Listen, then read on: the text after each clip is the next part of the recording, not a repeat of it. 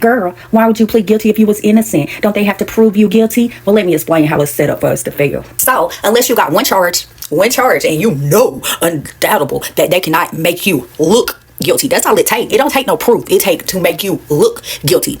Because it's all on an opinion. Because the jury is just basing their opinion off the evidence and actually off what the lawyers say. So if they can make you look guilty, they're going to find you guilty. And then they're going to most likely give you the maximum time. So most likely in a criminal situation, people got more than one charge that they're fighting against. Well, every time I go to court, I got about at least 5 of them. Sometimes more, a lot of times more. But here how I go down.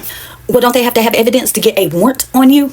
Absolutely not. Absolutely not. All it takes is probable cause and circumstantial evidence to get a warrant on you. Then they can come arrest you. You'll have to bond out, and then you got to go to court.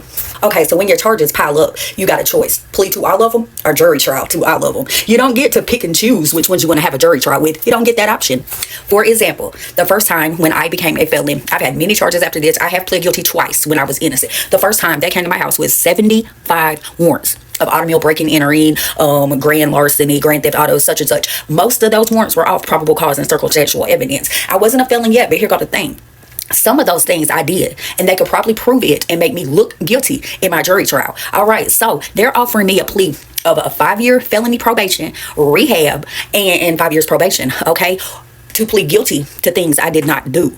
Or I could risk my ass with 75 jury trials and my lawyer checked to see probable cause and circumstantial evidence was enough evidence to actually make every single one of my 75 charges stand in a jury trial. So I could take the risk of having 75 different jury trials, the judge being really mad because I had 75 different jury trials, getting found guilty multiple times in multiple different jury trials. And what if they did not run my time concurrent but ran it consecutive? Then my maximum sentence would have piled up. Say I would have got 5 years found guilty. If I was found guilty for each charge, that would have been 5 years, 5 years, 5 years. I could have risked that.